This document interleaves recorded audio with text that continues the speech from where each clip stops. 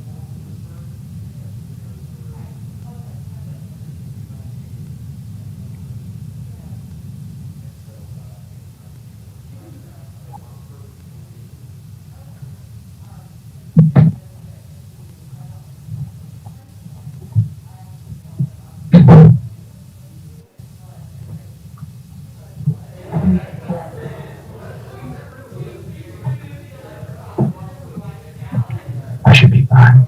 I don't know how to get this buckle out of it. It matters. So,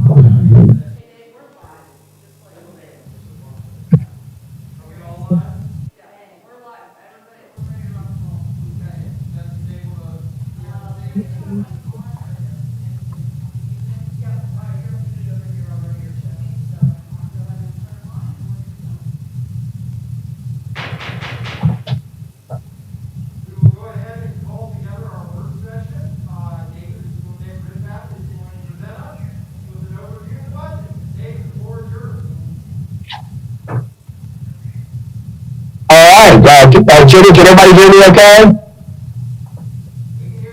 Am I good? Okay, great. Good evening. Hey, this is a little different for me. So, is Jessie on yet? Jenny, it looks like she's still trying to catch you. Okay. Well, we're going to get started. Appreciate you all getting together tonight to hear another part of our proposed budget. This is actually the budget for 2022. So this is the details that that's one of the few sections. We start looking at requirements of the city council, requirements of the city manager. I'm required to deliver to you all a balanced budget by April of each year, and it lists out all of the revenues and expenses, all the forecasts of everything that we think we're going to need to operate the city over the next fiscal year. So with that said, up until this point, it takes me a little adjustment here. So I'm used to talking to myself in a room. So please bear with me a little bit. But we've had several meetings up to now. Of course, the audit was the lead force of this back in January, and since then we've had a couple of meetings. The last one where we really spent more details on the past, present, and where I thought we were going, trends, and those kinds of things. So all of that is leading up to what is tonight's budget presentation. So tonight we'll just be focused on the budget itself. And with that, we'll go ahead and get started. Covering three areas tonight: the FY 2022 budget considerations, all the things that we're going to go into this budget, the 2022 budget by fund, with each of the fund programs of the 7 areas, and then the 2022 budget summary. So everything that's gone into this budget, similar things to what we've always done in the past, at least the years I've been manager. We want to minimize the burden on our citizens and businesses, be realistic about those revenue projections, assume reasonable future economic conditions, maintain high quality level of service, pay for the services we receive from all of our outside agencies, grow the path of our community, preserve the financial health of the city, reflect expenses accurately, and then we really look at the reasonable size of our government and for service delivery and the population needs, and advance our quality of life. Some of these are summary of the last few meetings that we've had, things we've been talking about, things you've gotten emails from me on. All the things that are budget influences, this COVID recession, what the new normal looks like, local economic conditions, state and federal allocations and mandates. And some of these things we started getting a pretty good handle on them. Some of them we're still watching as we go through the next few weeks and months, but feel we got a pretty good handle on most of these things. The cost of delivery of the operations and services, personnel costs, insurance, salaries, things like that, VRS, and then weather conditions, utility, sales trends, which have been very important during these COVID times, real estate evaluation process, the equipment replacement schedule, capital improvements, revenue trends, contractual services, agency needs, school support, and the rebound of the economy. So all of this goes into the development of the FY22 budget. Some of the specific impacts that we've talked a little bit about in past meetings, what is things going to look like? A large part of our community is Radford University. How much of that's going to be online, how much of it's going to be on campus, any type of construction that's going to occur in and around the campus area generates contractors and programs and people that are in our community, special events, all things that roll into what we're considering a master plan for the economy and for communities. We forecast these items. The business activity, business licenses, what new openings we've had, what kind of openings we're expecting, the industry expansion activities, construction and permits, and then the cost of services, ambulance service, CSA, regional services, agency funding are all crucial in development of the budget. And then employee costs that I mentioned earlier, any kind of COLA, employee health insurance. And then lastly, looking at one of the big things is the economy, sales, meals, lodging, unemployment, tourism, customer spending, consumer spending. And then the things that have kind of been in the forefront of things that we've been working on over the past year. We knew that the college debt service had to be a requirement to be included in the budget. And then the electric fund, how it's doing in its continued transfer. And then just a little bit about Radford. I think everybody knows we're always looking at our population and its expected growth, what a median household income is, home value. And then this gives you a little information, just a reminder of where we were over the past year. When we were looking at real estate tax, we were looking at the calendar year versus the fiscal year. Also looking at the 27 regional agency partners, many of those you all serve on, our staff is involved with those, so they're close connection. They provide wonderful services for our community, our mutual aid agreements, any kind of regional participation that we have out there. And then, of course, we are limited in area, 9.63 square miles, because we're a city. We can't expand that anymore, so it's making the best out of what we have.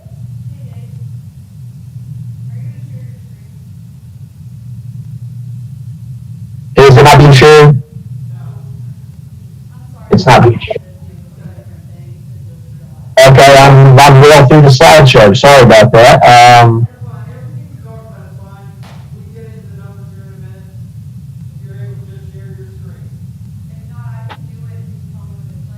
Yeah, why don't you go ahead and pull it up, Jenny? There must be some trouble with it because we had trouble bringing it in.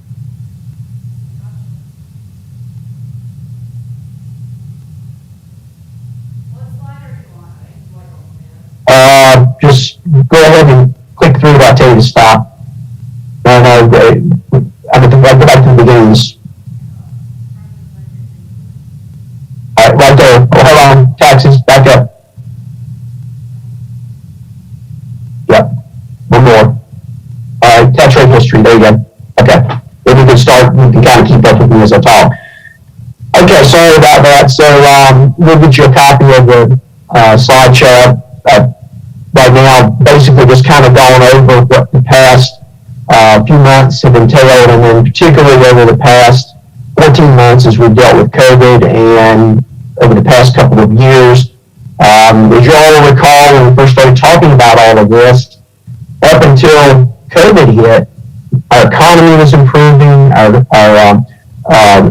business revenues were improving, all of the things that we were working on were going up. So we're seeing a lot of real positive things. And then COVID hit mid-year in FY19 into 20, and in 20, well, began 19 during the progression, and then 20 and 21, we've had pretty much a full COVID year. So this presentation is going to include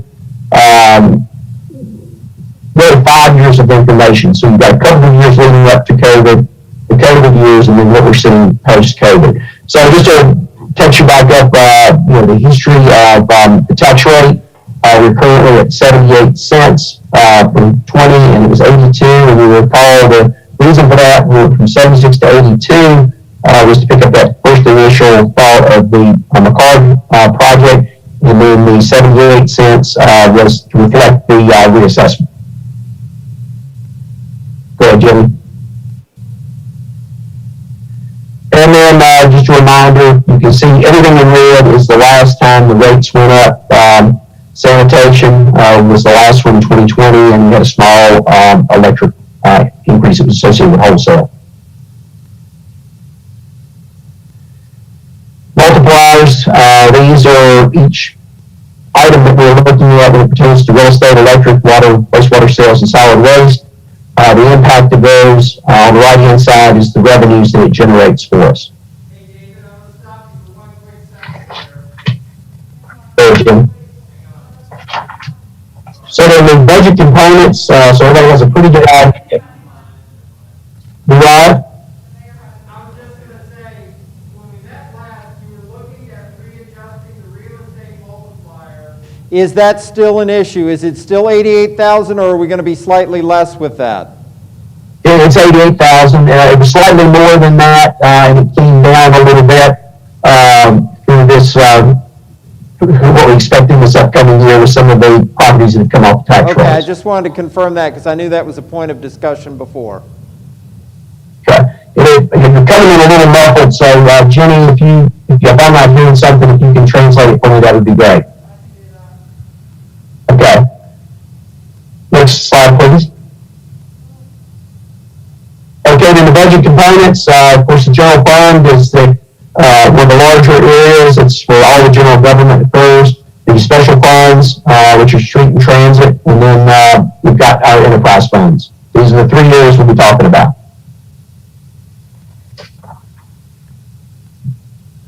Go ahead, Jim.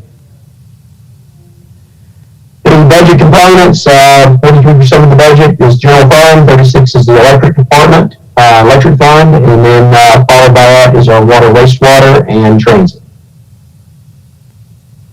So the 2022 budget. So I'm going to kind of move a little fast with the program just to give you a general idea.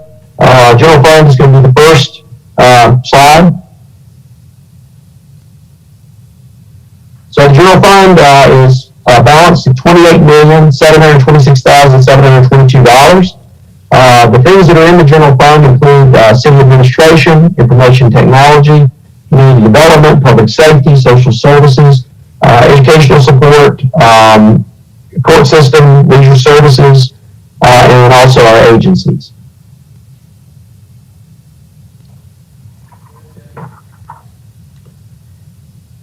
And when we're talking about revenue, start with that being our first area, property taxes are 31%. The revenue generation, whether it's personal property, real estate, consumer utilities, those kinds of things all fall into those personal property taxes, machinery and tools, those kinds of things.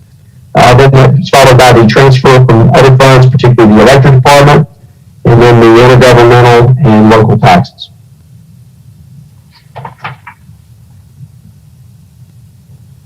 Maybe this kind of gets back to what you were talking about earlier. We did break down the most recent information that we've got through the commissioner.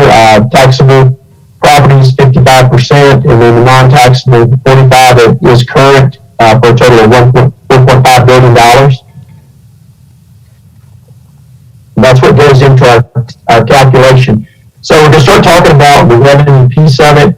As you may recall, one of the biggest drivers for the budget this year was the debt service on the card. So I want to show you what that looked like. The 82 cents included our 4 cents in 2019 to be able to get the card going, so we didn't have to do the whole 10 cents at one time. 78 cents was in 20. There was no change. There was a reassessment that brought property taxes down. And then the proposal for 21, tax year 21, is an additional 6 cents to do the debt service. So it takes 9.46 cents total for debt service on the card, basically 10. So you can see, and I think when you start, I think one of the things I'm particularly pleased to see is when you look at the earlier years, you can see where our numbers were starting to trend upwards as the economy was improving, investment was growing, we were seeing some projects on the ground. We had the half year 20, and then the full year 21, figuring that being all COVID driven. You can see how some things had dropped down, but there were still some things that stayed pretty steady. And then in 22, we're looking at, based on what we're seeing coming on the books now, questions that we're being asked by developers and some of the things that we can start seeing as desktop reviews, it's looking like it's going to be a very positive economy as we're going forward. So the 22 numbers do reflect everything we can see in the way of growth. We're still tweaking these just a little bit. There may be some extra revenue, but I want to be as conservative as possible. That $7.3 million, only 7.4 includes what's needed for the debt service on the card. I'm not going to go through each of these. I'll get all this information to you. As I mentioned earlier, we'll get you a budget book by midweek. We're finalizing that. But these are the other types of revenues. Look at sales. One of the things that helped us a whole lot during the coronavirus pandemic was online sales. We did do well on that. These are the forecast numbers that we'll be seeing coming back to us from the state. Also, consumer utility tax stayed fairly consistent. We were getting higher in 2019. Business licenses are looking good at this point.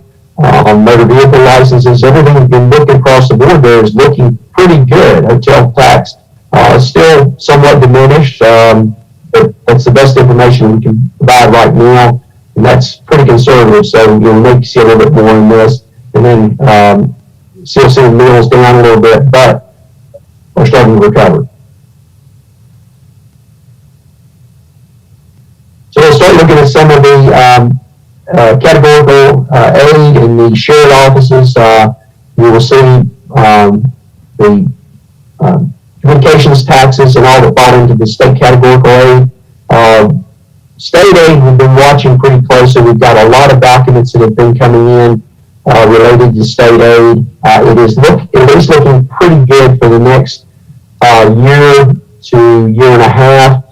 There's not a lot of projection out beyond the next couple of years, but still looks like we're going to be where we need to be. Same thing with federal support.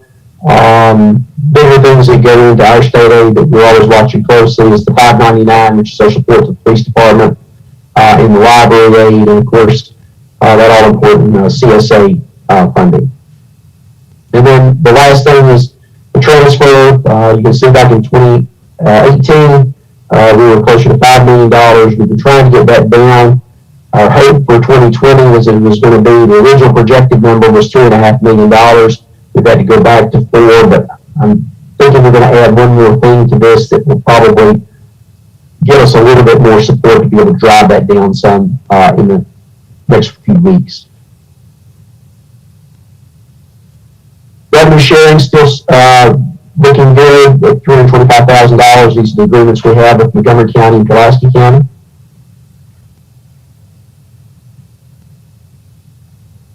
So we start looking at the expenses by function. Public safety and education are the biggest ones, still all in the general fund, followed by health and welfare.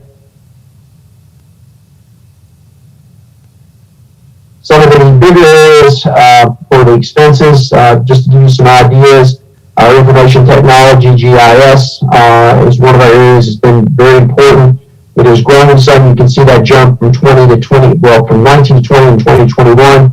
That's been because of coronavirus and just making sure that we've got all the security measures in place to prevent those invasions into our system and those kinds of things. Upgrade of some system software and hardware. So that's been important. Community development is everything we put into all of our planning, preparation for designs and things like that. So we put some investments there. That's to help us with some of the sidewalk projects coming up, as well as the amphitheater review, other projects that council's had that we've been working on in the last few months.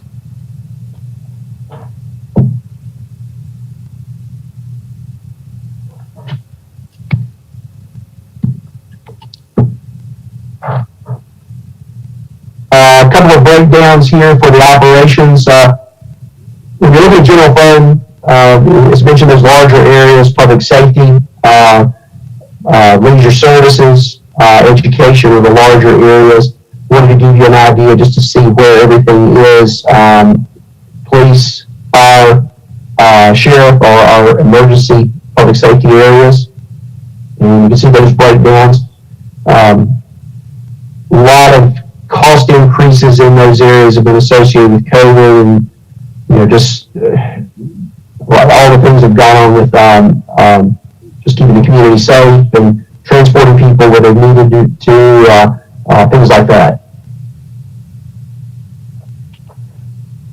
You see the Parks and Recreation, Library, and Tourism, the investments in those areas, again, pretty stable. We pretty much follow the library state program as far as what we get from the state. We always make sure we spend that amount or it ends up getting cut out of our program. So a lot of plans for that going into next year. And then CSA, this is one of our big ones, as Jesse knows, sitting on the board. We were as low as in the year before, 2018, we were as low as about $300,000 or $400,000. It's been gradually coming back up. 900,000 is roughly our estimate for 22, but you never know until you get into it. Anything can change that. Give you an idea of just the school support. Got that level for the upcoming year. And then I wanted you to see the debt service. This is something new. We haven't really shown you in the past few years. I've talked about it, but I wanted to do that kind of slide since it's so important with the tax rate.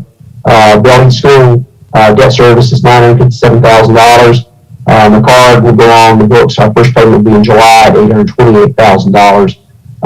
We'll continue to make contribution to River Community College for its planning for capital, $7,516. That's required by formula, and then the investment in the ACE program. Hang on one second. Sure, So we will need to make the first payment on McCarg. I thought we were still looking at next year's budget before we got to that. The first payment on McCarg will definitely be this summer, this July? Or will it be Yes. July of next year? This is July of this year. Okay. I just wanted to confirm So that. just a few months away. That's the reason, well, I'll show you another slide here in a few minutes, so it'll give you that total, but there's some interest on that. When we got the bond, we said we did not want to make the first payment because we didn't want taxes to go up this current year. So the first payment was going to be in July, and it worked out closer to the timing of the school being done. Okay. And then here's the summary page, just to give you an idea of the balances. Bellheath, we're down now to $10 million. McCarg is coming on at 16. That 24,000 was the interest since we did the bond issue back in August for a total of $26 million. And then you can see our total payments of 1.7. Personnel in the general fund, total personnel is 158 full-time and 53 part-time. The tax rate, as I mentioned earlier, we would need that to be 84 cents to cover the debt service on McCarg. And that's just for that. The rest of the budget is supported with the programs and the activities and the revenue that we're projecting from all the different sources we have, plus the growth that we think we're going to have, and some cuts that we've had over on the expense side. So we can make all of this go with the 84 cents, which is just what was planned and prepared for as we go into the debt service from the car. Some of the highlights, this isn't everything, but just to give you an idea of where we've got some of these things. Included in the budget is animal control facility study. That's something that's been important. We wanted to talk about now for several years, but we want to go ahead and at least get that underway so we can have an idea of what kind of facility we need, where it needs to go, and what it takes to invest in that facility as we move towards a design and some construction down the road. We've got fire personal safety and gear, and some radios, the IT upgrades that I've mentioned, 9/11 center, the 9/11 center, 911 center over in PD is going to get some technology improvements, also a fingerprint machine. Then we continue to work with code enforcement on blight-related issues, so that still stays strong. The investment in the CSA, our school system investment, library facilities improvement. They're going to be buying, investing in some electronic books with everything with COVID, seeing some new things that we can get into there. That seems to be a growing thing with a lot of our patrons. And then see some return of some of our special events, and you see those investments like the 4th of July and that kind of thing. Okay, we'll move to the enterprise funds. Any questions about the general fund?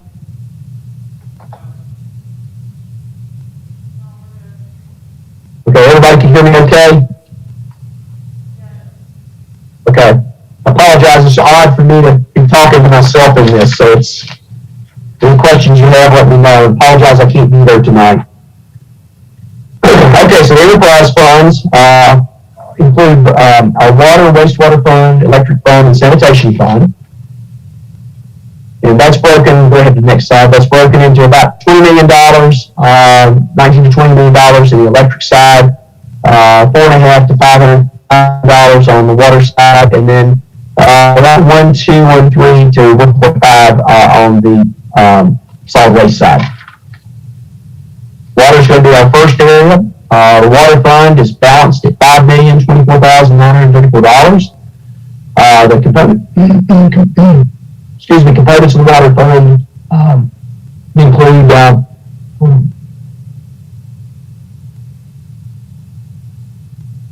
components of the water fund include the water treatment plant, the water pumps and tanks, water distribution system, sanitary sewer pumps, regional sanitary sewer, and then sanitation sewer distribution.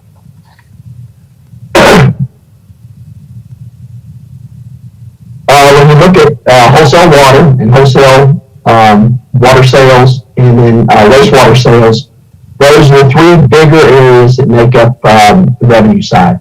And you can see we've done pretty well. Stayed pretty level over the past few years, looking at a little bit of growth going into next year. Same thing on the wastewater sales. And then, looks like we're still doing pretty good. It's hard to project all of the wholesale water because we don't know exactly what's going to go into two corridors. But we have not taken into account what may be occurring with the hotel, the new hotel that's out in the corridor. But all of that will probably grow that number a little bit more on wholesale water. Questions. How confident do you feel? The expense area, about 30. Just never mind. I'll save it. Never mind. I don't know why that's doing that. David, back on the previous slide, how confident do you feel in that wastewater increase of 50,000 when we've been so level even before the pandemic? What do you think is going to drive that? What was that again? Water sales, the 50,000 growth in this next fiscal year. What do you think is going to drive that since we've been fairly level the last 3 years, even with the pandemic? Well, for one thing, post-pandemic, we're going to have people back in. The schools will be open back up again. A lot of that's been driven by some things being lower. It is also taken into account the additional projects that we know that are coming on the books, and just the use of water. That 2021 number is a little bit low it's probably going to need to be adjusted a little bit more. It's probably be closer to 1.83, something like that, and the same thing on the sewer side. So I think those are definitely numbers that are going to be a little bit higher. Okay, that's good. I just wondered, since that seemed like a little bit of an outlier, and I didn't know what was driving that specifically, but that's good. Thank you. Yeah, we any of these, we calculate and recalculate. We run it several different ways and come within 0.5% of getting the number. So we always use the one that we want to make sure it's run the right way, either looking at each month, or whether it's looking at business, or whether it's looking at an average, to be sure that those numbers make sense for us. Thank you. Okay, you can go ahead. I've already talked about this. Okay, and then a little bit of breakdown. I won't spend a whole lot of time there. Should be able to kind of look at some of the major expense items. The water area is broken into three basic areas. The water plant, which is the treatment process and all the pumps and tanks, and then the water lines, which is the distribution system the city has, and then the treatment process, which is Pepperidge Farm. Jimmy, get back on this slide for just a minute. You will note Pepperidge Farm had dropped down for us in 21. The reason it's going up just a little bit is that they're doing some capital improvements this upcoming year. And that's going to be our payment for those capital improvements. And you can see that, go back one more time. You can see the other investments there. We talked about some water plant needs, the telemetry upgrades, water pump improvements, and meter needs. And then we got 23 full-time personnel and 2 part-time personnel at the water plant and in the lines. I know when I've talked to you, at least over the last couple of weeks in these presentations, I thought we may need a water and wastewater increase. I was looking at a 4 and 5% increase in those. I think we're going to be okay this year. It looks like, based on the expenses we've had and the revenue side, we should be okay. So I'm not proposing an increase at this point. We're going to need to look at that as we get into next year and start looking at additional capital items. But I thought with the pandemic and everything else everybody's handling and getting the school debt service on board, if we could keep everything else as level as possible, the better we would be. So anyway, no proposed increase there for water, wastewater. So I know that's different from what I've been talking about, but it did not, we got into final calculations, didn't look like something we really should pursue at this point. Some of the highlights, you'll see everything in the budget we tried to not put off if we could keep from it. There are a few things that are wants in the general fund that we've left alone, but we're trying to keep everything we need to get the work done. So there's a new maintenance truck that's needed, a dump truck that's needed. There's plant telemetry upgrades, which are already underway, started a couple of years ago, continuing through this year, and we'll finish up next year. Those insertion valves that we've been talking about will make our system much better. The ability to turn off and isolate water when we've got a break, so we don't have multiple uses out of water for a period of time. We wanted to do, it's been a while since the tanks have been inspected. We've gone around and been doing those every few years. Monroe Terrace is the next, so we'll keep it on schedule so it will be washed out and inspected. And then we're looking at about 1,900 linear feet of new water service line.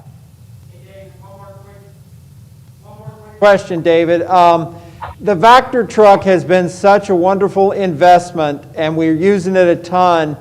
When are we going to need to look at additional investment there? Because I think that's helping us a lot with our wastewater clean out more, and we're not having as much backup. We're not getting as many complaints from people. Is that going to service us as well, or do we need to look at additional investment in that? Where was that in the Vector truck, the suction truck, the clean out? The Vector truck? The Vector truck, I'm sorry, it's breaking up. The Vector truck is still brand new. It's a great piece of equipment. We just finished making our last payment on that, so it's 5 years old. The Vector truck should last us 15 years. We're sanitary sewer, as well as storm sewer. And it's a great way to clean out lines and check to see what kind of lines that you've got. Root control, didn't put that detail on here, but between the root control and the line repairs and just doing a regular maintenance of our system helps our sanitary sewer system immensely. Absolutely. My whole point was just if you feel really good about where we are, I just wondered if that was something we needed to be talking about, because that has been a real game changer for us. We were having so much backup before, and we've been able to avoid that with the maintenance and with the Vactor. I know that's helped us a lot. Yes, it's a very, very important part of our maintenance operation. Okay, I'm good. We can keep going. Okay, the solid waste fund is next. Pretty tried and true. We've done some adjustments in that area for the past few years. $1.5 million is the budget for that. And the areas we get a lot of bang for the bucks out of solid waste. We still have curbside trash collection, do very custom service there as much as we possibly can. Seasonal leaf collection, Christmas tree service, dumpster service, drop center operations, spring special collection, and regional solid waste disposal, all part of that program. Basically, two areas of programming: the sanitation fees, which generate about $1.5 million, and then the brush hauling aspect. Expenses are generally in the operation of the sanitation trucks, followed by the disposal. Our refuse collection program, it costs about $833,000 to run that part of that's all the trucks running out in the community, the weekly pickup, any of the dumpster service that we have, all of that's in that refuse collection. Regional landfill service, we get a really good deal out of that. They're very, very efficient in what they do. You can see service costs have been actually going down. We've had some debt service that's gone down. Waste stream has gone down some. So what they're disposing is only cost us about $170,000 now as a projection for next year. And that's the first time it's gone up for several years now. Go back, Jenny, one more minute.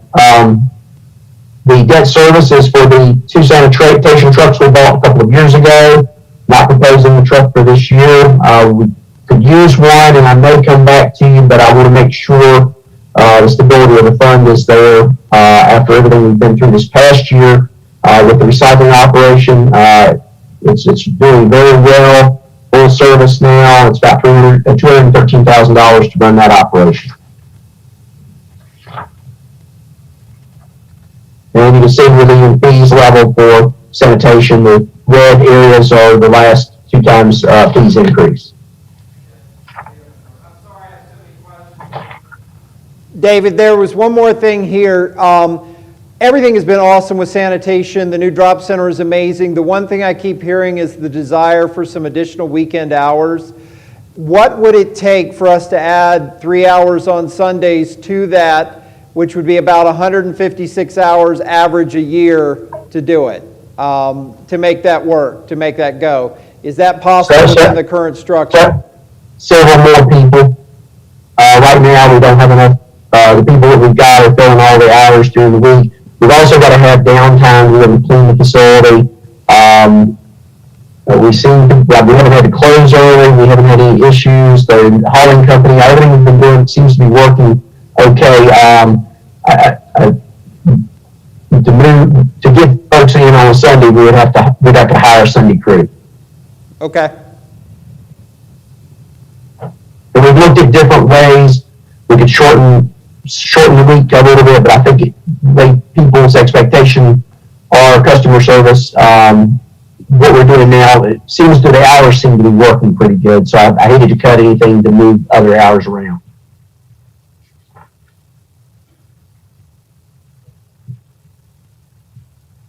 A couple of highlights.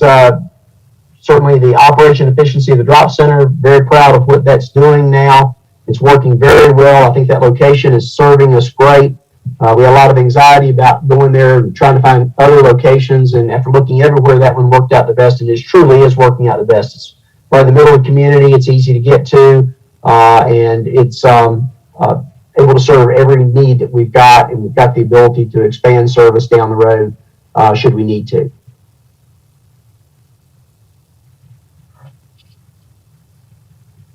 Okay, electric fund is next. $20 million, roughly on the electric fund, $20 million one. Components of the electric fund include electric administration and service, electric production, wholesale purchase power, our electric service distribution system, and then the public lighting system. The big components of that, of course, are the electric sales. We're projected at $19.7 million. That's getting everybody back, buildings back open, getting back to where some semblance of normal, and plus looking at the additional new growth that we're expecting, both in the city limits as well as those that we provide in Fair Lawn area and then back towards Little River. Pole rental still looking pretty level at $46,000. Purchase power is the biggest part of the expense of the electric operation, just followed by the operation itself.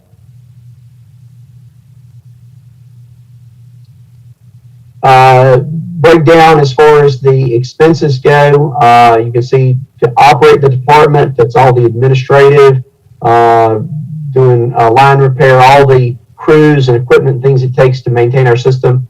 General operations, $2.5 million. Then you've got the operational components, and I won't read through all of those, but you can see they range from the system distribution to our street lighting, to some line construction, substation improvements, and then also our hydro licensing. Our purchase power is one of the larger expenses in that area, and it's projected to be about $12 million from our purchase contract with AEP. It's been one of the things that's been fairly stable about it is, weather has been fairly mild for the current year, and we haven't had a lot of fluctuations in energy usage. And then that transfer to general fund that we continue to watch, and we'll try to get that down. 21 full-time employees, 1 part-time employee in the electric department. And again, no proposed rate increase for FY22. Some of the big things that we're looking at for the electric fund, looking at battery storage study. I think that may help us a little bit in times when power is down, maybe at least provide a few hours should we need it in the event of loss of power. So we're going to do a study on that. Looking at line construction to support economic development projects. That's always top on our list to continue to move our system out and to make sure that the system is new as possible and is up to date. There's an SUV and 2 pickups that's equipment driven. Traffic control improvements. We've started some of those now at some of the system signal lights.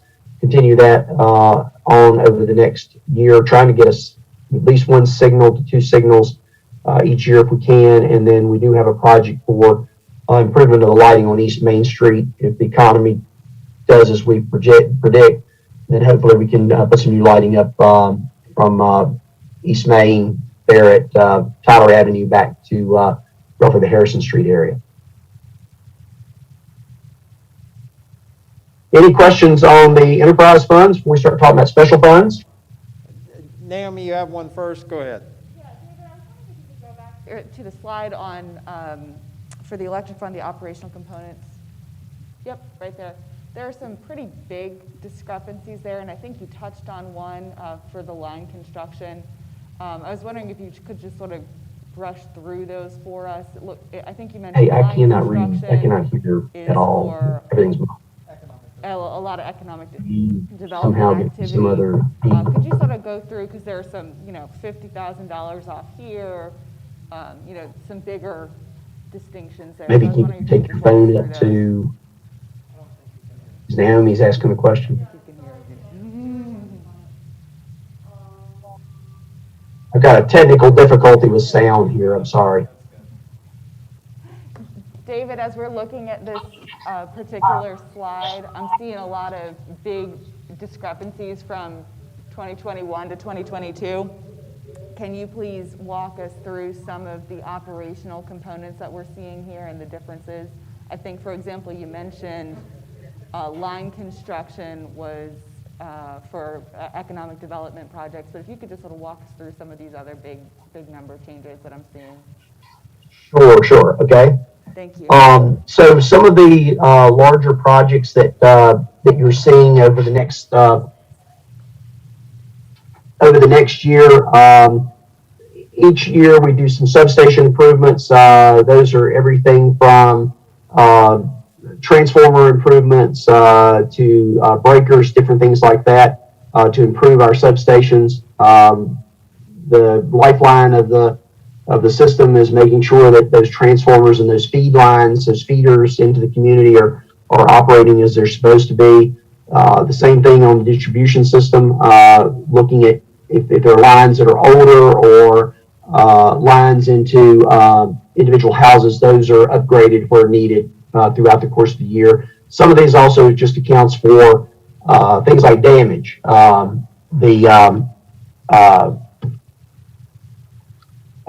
Power line, something falling on a power line, for instance. So some of that's just can be maintenance. The line construction, a couple of different things, looking at additional support that may be needed as we get growth on the West End Business District, continuing to bring the power out that way and to areas that are needing our special projects. Same thing on Tyler Avenue as we see out parcel development. And then also if the hotel construction, any improvements that are needed with some of the developments we've got down on East and West Main Street. So all of those are kind of project driven. Is that kind of what you had in mind? David, I don't know if you can hear me. My question was about the traffic control improvements. Hold on, I'm going to get Jenny's phone. Hey, David, my question was about the traffic control improvements. We've been talking about that for the last 3 years. Do you have enough in the budget that we're going to be able to go through and do those things we talked about with the software and the car readers so that the traffic lights read properly now and that'll work a little bit better for traffic flow? Yes. So our first improvements, we've done upgrades at the University Drive Bridge and East Main Street. We are also, one for this year is going to be at Memorial Bridge. That'll be underway this spring. And then for the upcoming year, we're looking at Randolph Street and Wadsworth Street. So four streets will be down after this year. You're fine. No, you're fine. And that includes the eyes. It includes if it's pavement cuts that need to be made, but we're trying to go to the electronic eyes and the signal system improvements. Thank you.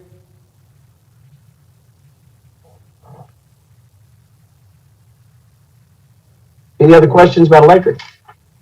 Turned your volume down, sorry.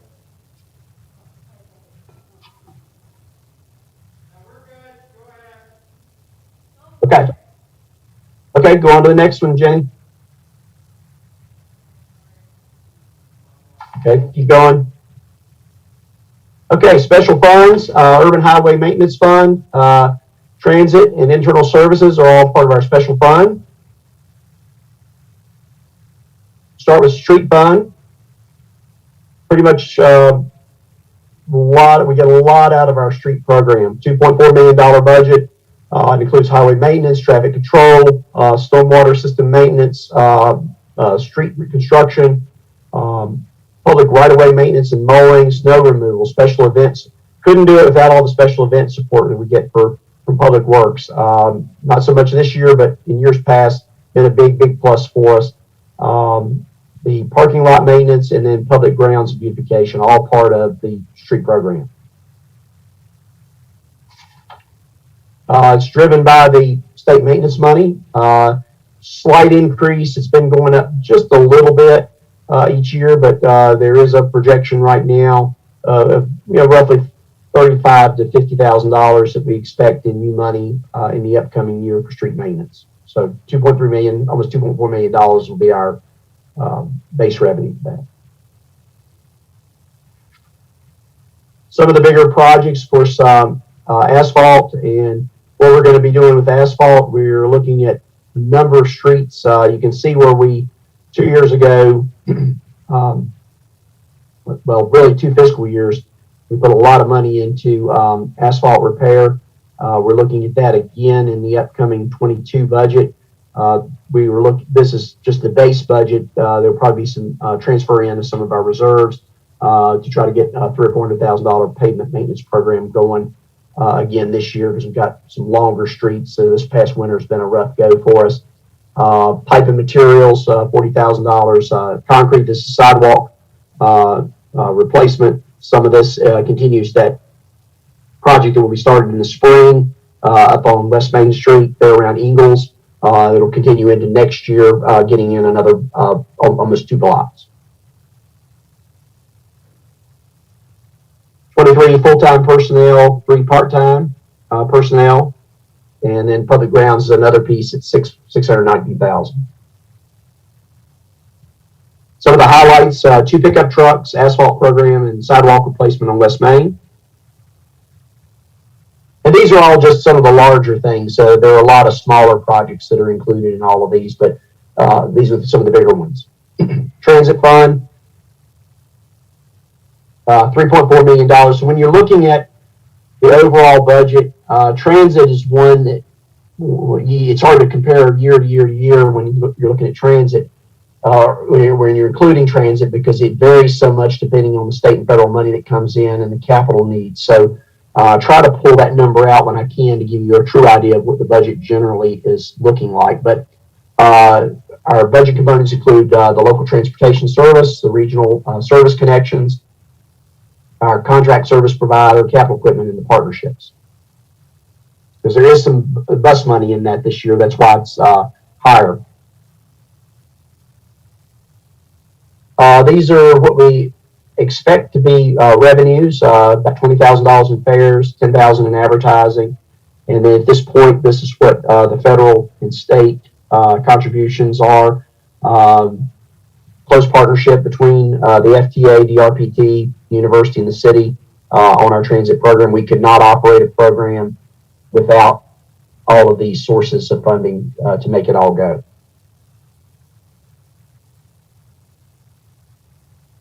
Contract for services, we run our program through New Valley Community Services. $1.4 million is that contract. It's about $1.3 million in equipment expected in the next year. And it's one part-time person, Melissa, handles our transit operation.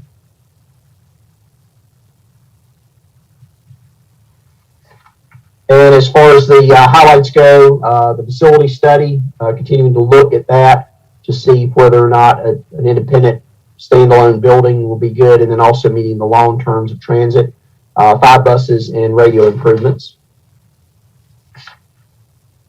Internal services, and just a reminder of internal services.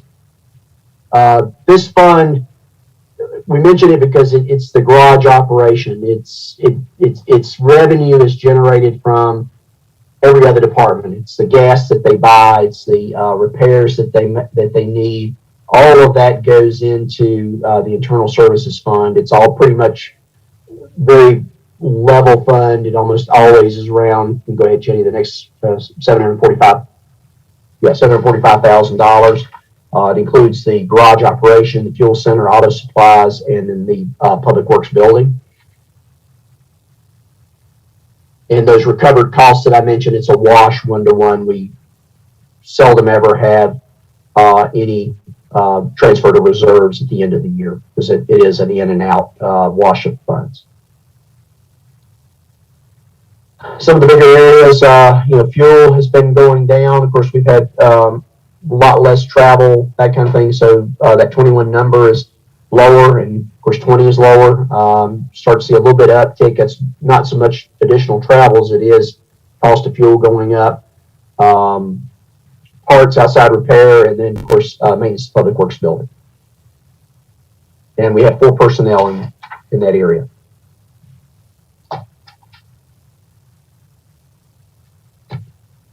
Go ahead, Jenny.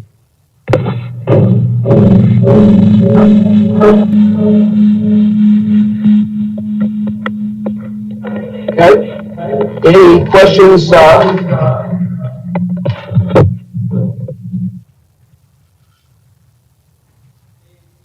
Any questions up to now?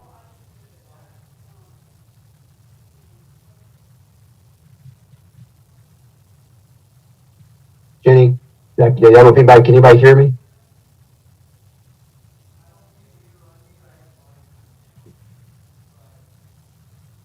You advance the next slide, Jenny.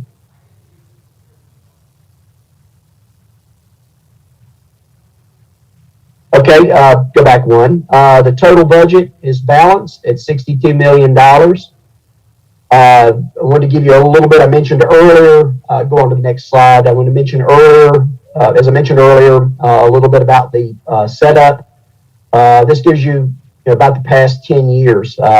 When you're looking at where we were in 2013-14, that was when the foundry was in operation. Much of that is driven by the electric revenue. You can see we get more in the groove of those mid 50s, and then in the last 3 to 4 years, the ups and downs have dealt more with the transit operation, and then also in the past year, that it reflects about $2 million in the COVID relief monies that were sent back out. So when you're looking at that 56 to 61 to 62, it's those things that were, and then the new debt service for Picard. Just to give you the bigger things that are adjusting that. Everything else is pretty much on track. Okay, Jenny. And then I did a 3-year review for you for each of the fiscal years. You can see it gives you a quick summary of general fund, street transit, water, wastewater, electric, solid waste, and general services.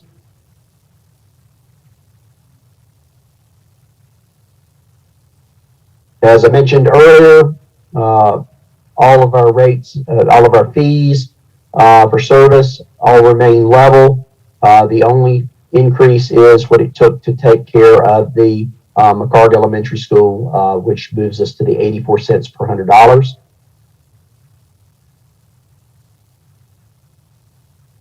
And then if all goes well, this is conservatively speaking, that top line, there's probably $200,000 to $300,000 we may be able to put in general fund reserves, but I didn't want to count on that right now. I think the fact that we don't appear like we're going to go down anymore in the current year, and we look pretty good for next year, I'm pretty comfortable with that. We've got some growth in the enterprise funds. As you can see, we would go back from the $7.9 million up to 8.4, so a little bit of growth there, which I'm glad to see.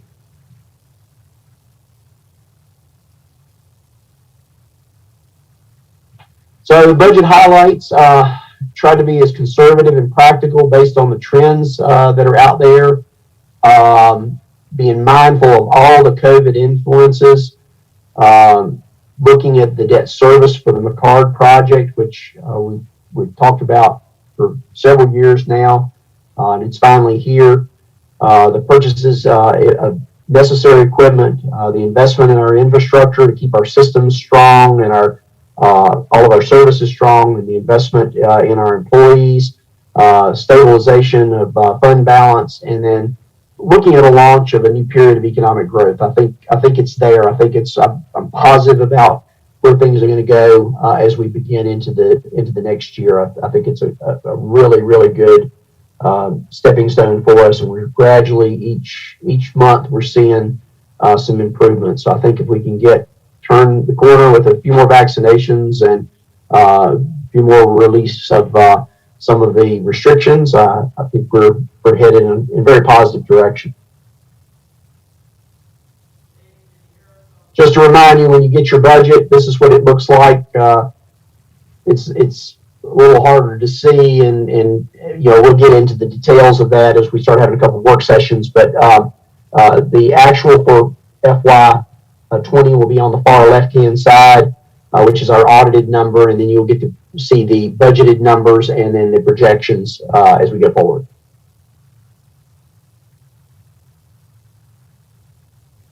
The schedule at this point, we've got a meeting next Monday night, work session. Need to set a time for that. We've got our another session planned on April 6th, at least an optional. If you all want to keep that, we can decide that when we get to March 29th. Public hearing is really driving everything on April the 12th, and the second reading on April the 26th. So we'll be moving forward with getting the advertising out to meet newspaper deadlines, but we'll still be adjusting anything that council sees needs or wants adjusting, or anything we've left out as we move forward in the next couple of 10 days, 2 weeks.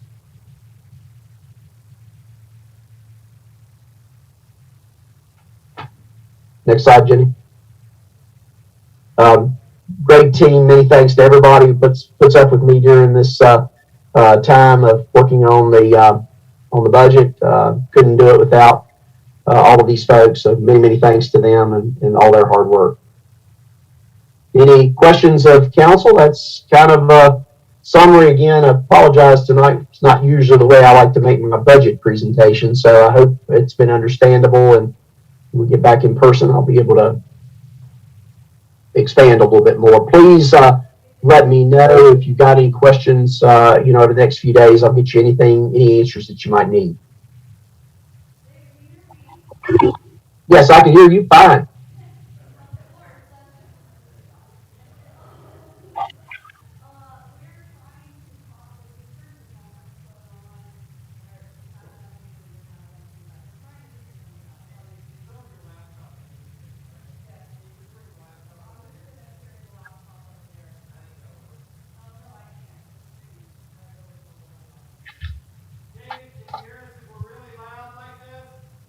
Yes.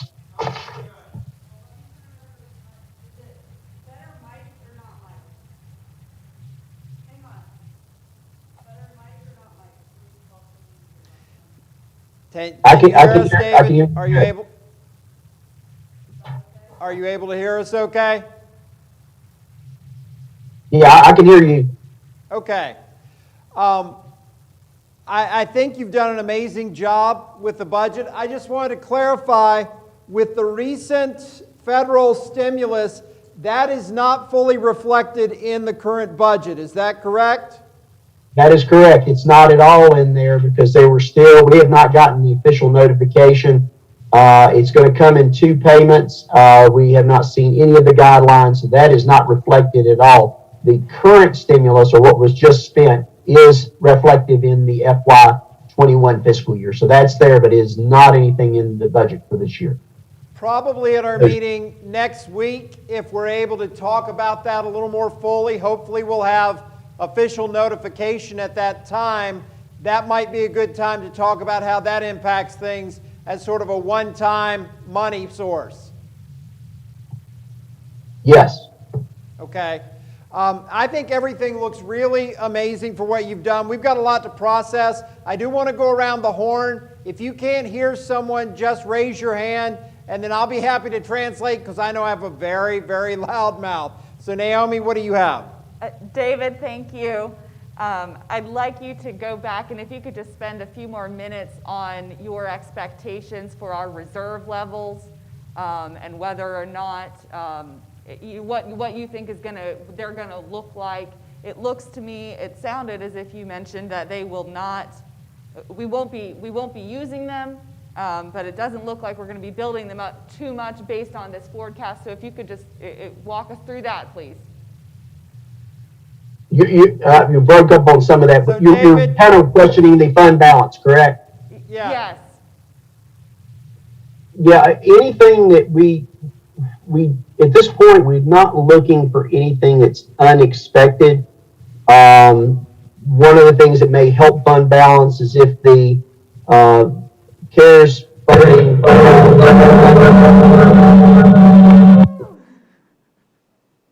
the mayor had referred to, if we are able to get, if that is, some of that is earmarked for revenue loss, that will help us a little bit in this what's happened this past year. Hopefully we can put, at least maybe $1.5 million or so back into reserves, which will help us. But the fact that we appeared to be leveled off, I think one of the things that, and I've mentioned this before, and I know I've talked with you all individually, I think one of the things that really helps us a whole lot as a community, back in the days when we had, a large industry that you relied so much on the electric side, anything that happened, it affected you a lot of things, and especially in that one particular revenue. We're pretty even, from property taxes to meals taxes to special revenues to machinery and tools. I mean, you look at all across the board.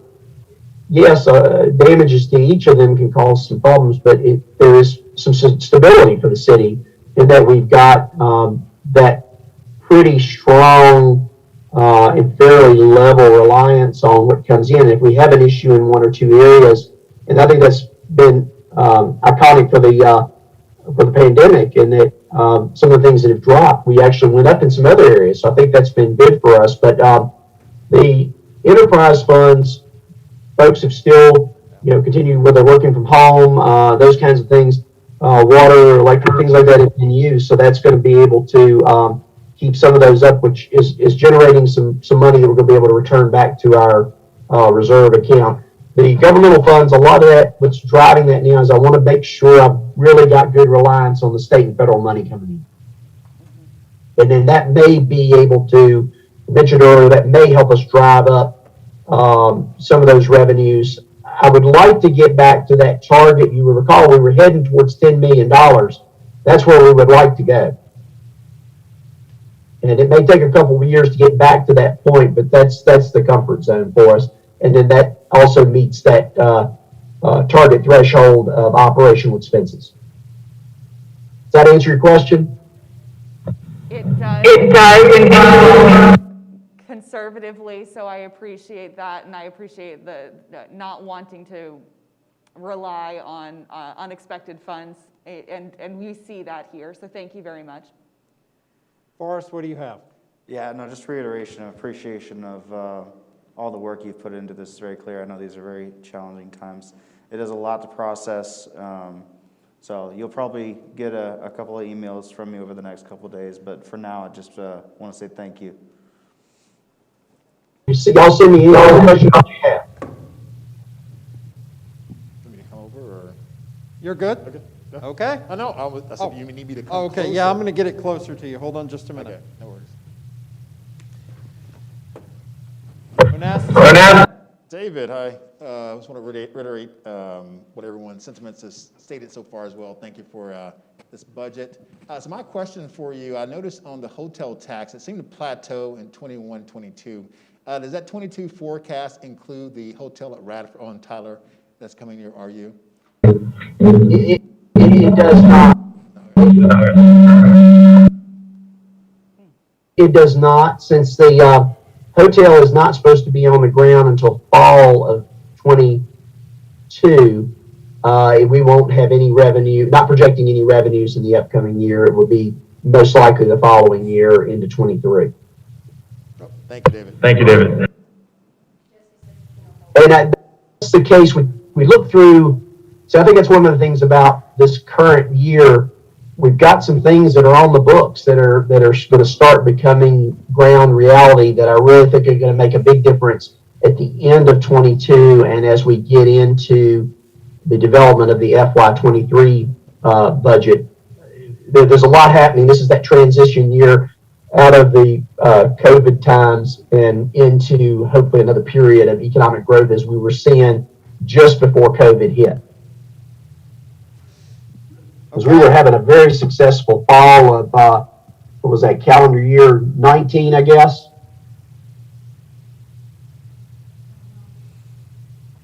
David, I think we're good. For now, with the technical challenges we're having, I think we may hold off on any additional questions and further conversation, and next Monday we can. Further. Sounds good. Please, any questions y'all have, please send them on my way. Okay? And we'll get you a budget book in the next couple of days. So just for those who happen to be joining us online as part of the stream, I think this has been an excellent presentation. We apologize for the technical difficulties. I'm still glad we were able to present it, even with COVID challenges. We're going to continue to have this discussion. We will reiterate some of the You got things me on that were screen. brought up tonight in our further work sessions. I don't know what's, it's not the on our end, headlines- so I'm not sure. It's a lot of feedback and it's like a lot of vibration. Mute him. Yeah, I was going to say mute David. The headlines are a couple of things. $62 million budget balanced without having to dip into reserves. We do have to raise, or there's a proposal to raise our real estate tax 6 cents to cover the McHarg project, which we knew was coming. However, that is still lower than what we thought that total project cost might look like. And then all other funds, all other fees remain flat. So that's a very good thing. Any last thoughts before we break for a minute? No. Everybody good? We're going to take a 30-minute break. We'll reconvene at 7.